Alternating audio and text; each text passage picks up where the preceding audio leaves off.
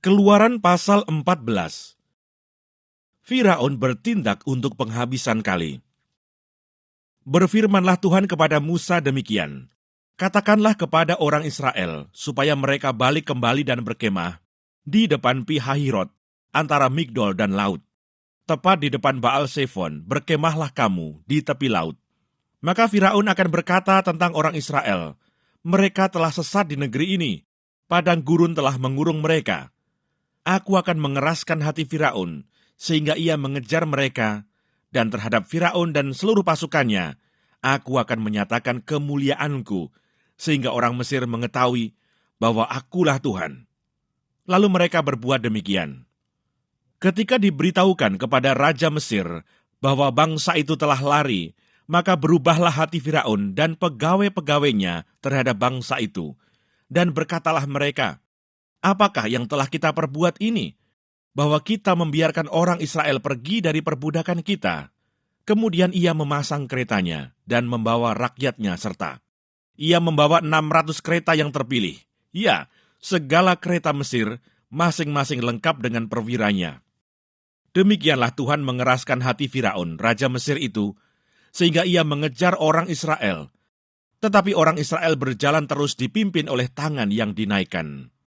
Adapun orang Mesir, segala kuda dan kereta Firaun, orang-orang berkuda dan pasukannya mengejar mereka dan mencapai mereka pada waktu mereka berkemah di tepi laut, dekat Pi-hahirot, di depan Baal-Zephon. Ketika Firaun telah dekat, orang Israel menoleh, maka tampaklah orang Mesir bergerak menyusul mereka. Lalu sangat ketakutanlah orang Israel dan mereka berseru-seru kepada Tuhan, dan mereka berkata kepada Musa, apakah karena tidak ada kuburan di Mesir, maka engkau membawa kami untuk mati di padang gurun ini? Apakah yang kau perbuat ini terhadap kami dengan membawa kami keluar dari Mesir? Bukankah ini telah kami katakan kepadamu di Mesir? Janganlah mengganggu kami, dan biarlah kami bekerja pada orang Mesir, sebab lebih baik bagi kami untuk bekerja pada orang Mesir daripada mati di padang gurun ini. Tetapi berkatalah Musa kepada bangsa itu, janganlah takut. Berdirilah tetap dan lihatlah keselamatan dari Tuhan yang akan diberikannya hari ini kepadamu. Sebab orang Mesir yang kamu lihat hari ini tidak akan kamu lihat lagi untuk selama-lamanya. Tuhan akan berperang untuk kamu, dan kamu akan diam saja. Menyeberangi Laut Teberau. Berfirmanlah Tuhan kepada Musa, mengapakah engkau berseru-seru demikian kepadaku?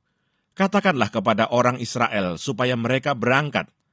Dan engkau angkatlah tongkatmu dan ulurkanlah tanganmu ke atas laut dan belahlah airnya. Sehingga orang Israel akan berjalan dari tengah-tengah laut di tempat kering.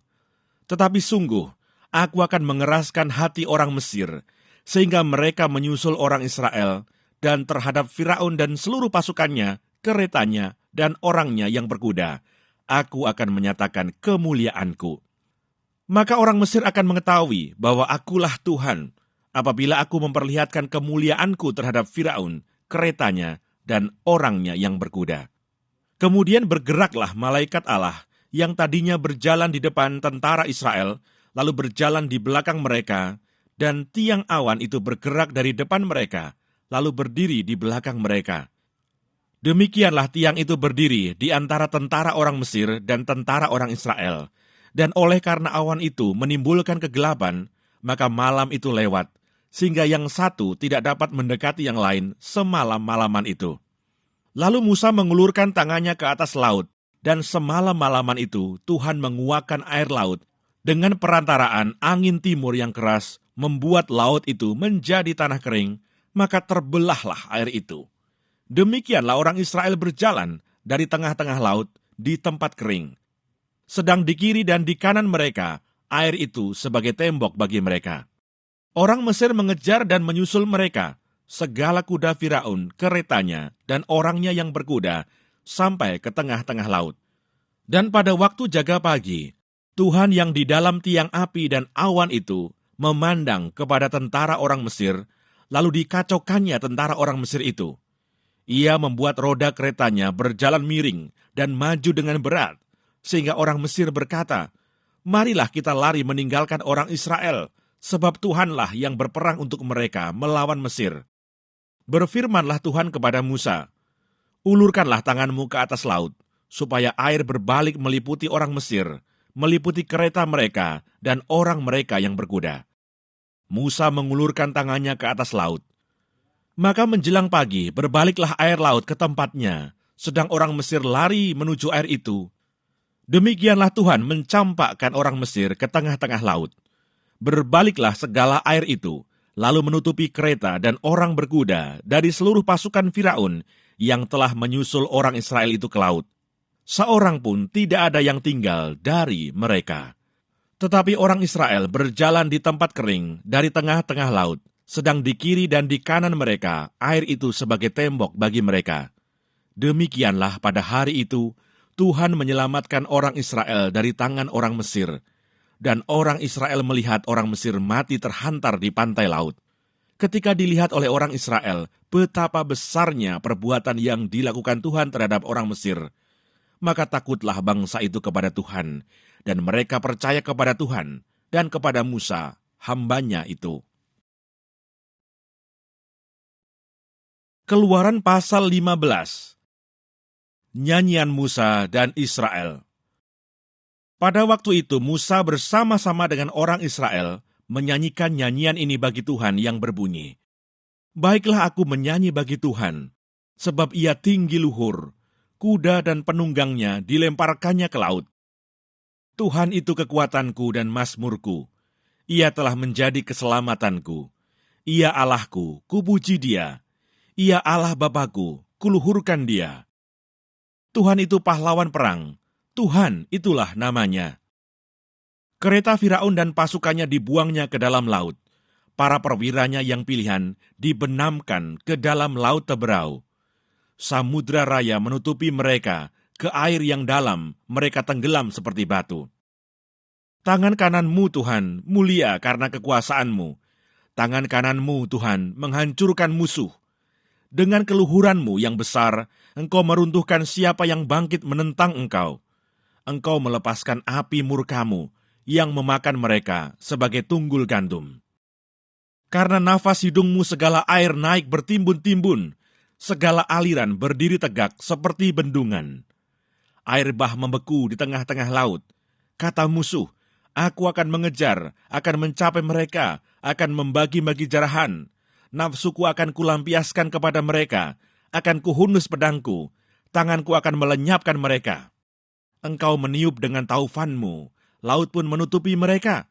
Sebagai timah mereka tenggelam dalam air yang hebat.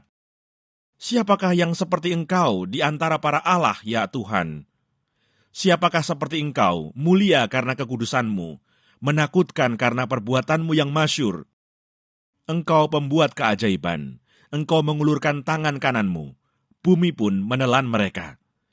Dengan kasih setiamu, engkau menuntun umat yang telah kau tebus. Dengan kekuatanmu, engkau membimbingnya ke tempat kediamanmu yang kudus.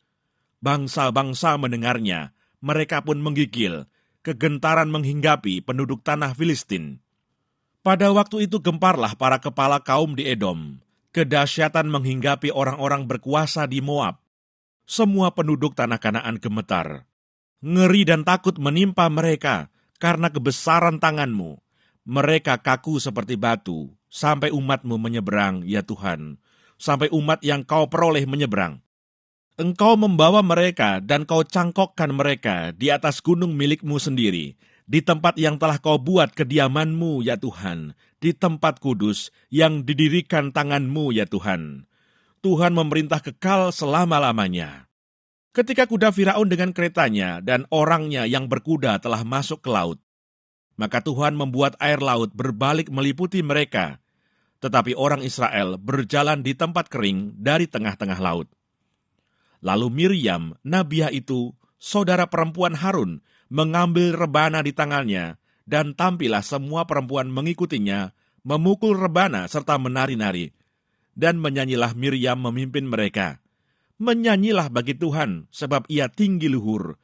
Kuda dan penunggangnya dilemparkannya ke dalam laut.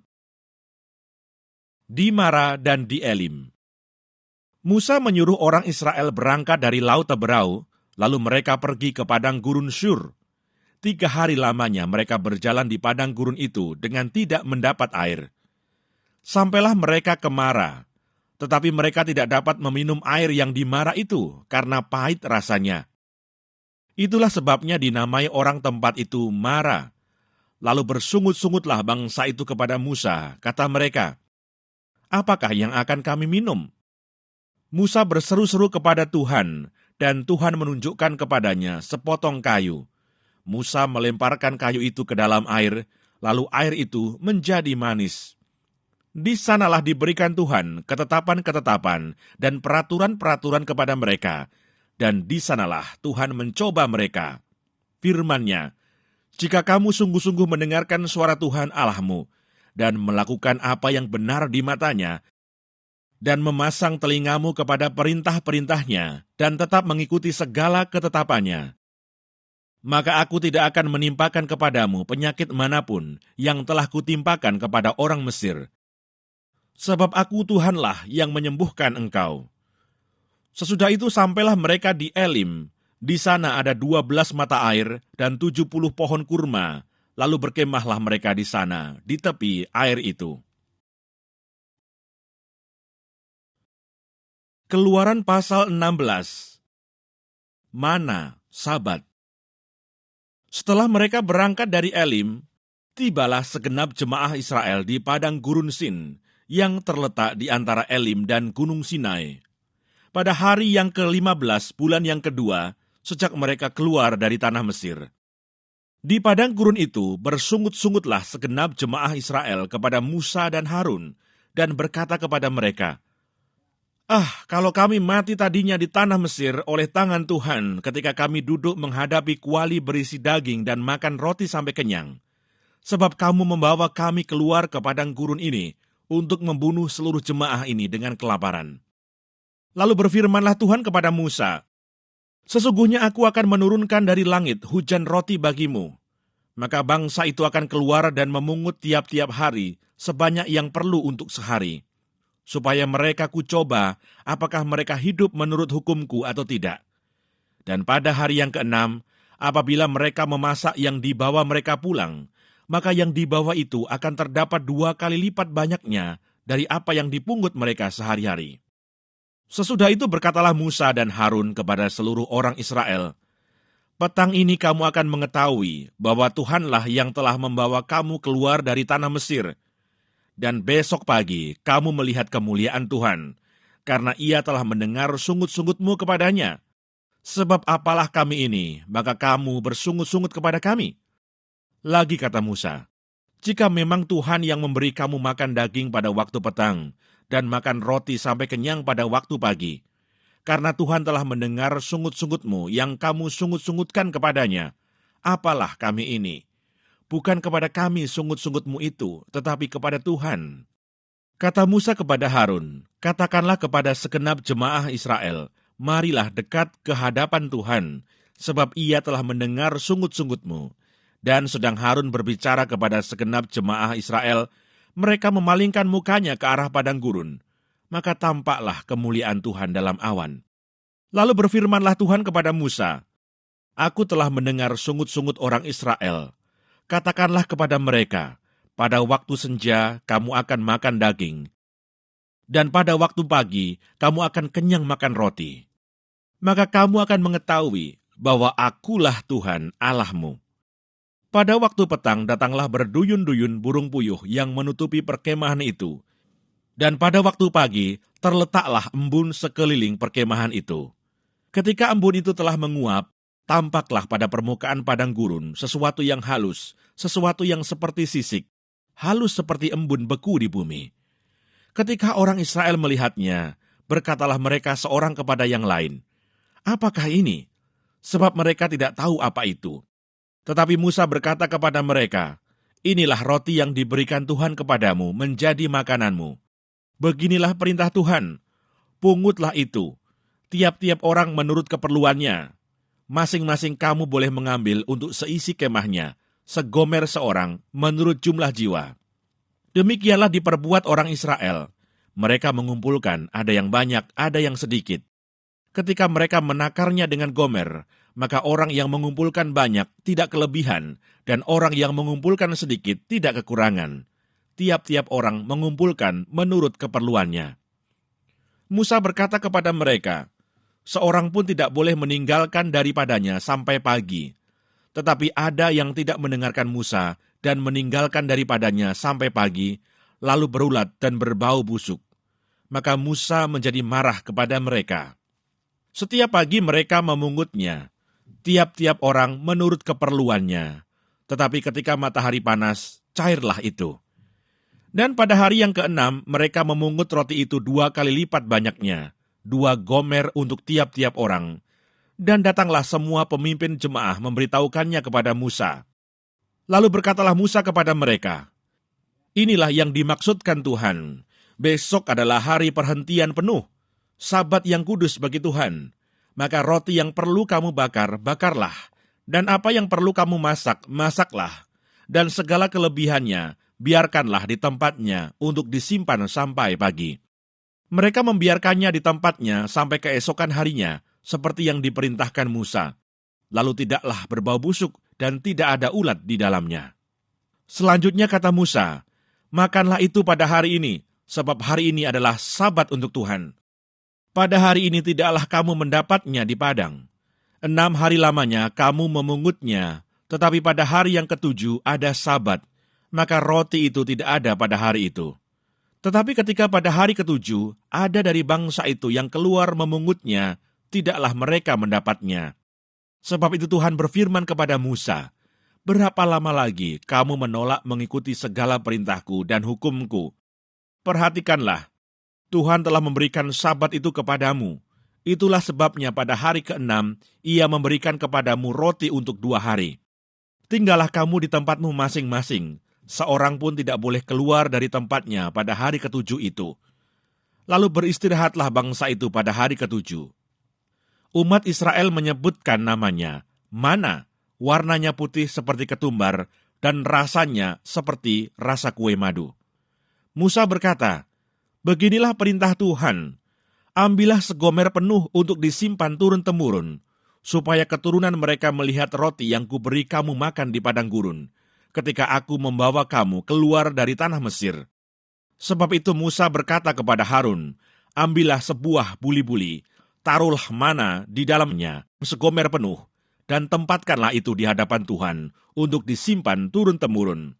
Seperti yang diperintahkan Tuhan kepada Musa, demikianlah buli-buli itu ditempatkan Harun di hadapan tabut hukum Allah untuk disimpan. Orang Israel makan mana 40 tahun lamanya, sampai mereka tiba di tanah yang didiami orang. Mereka makan mana sampai tiba di perbatasan tanah Kanaan. Adapun segomer ialah 1/10 eva.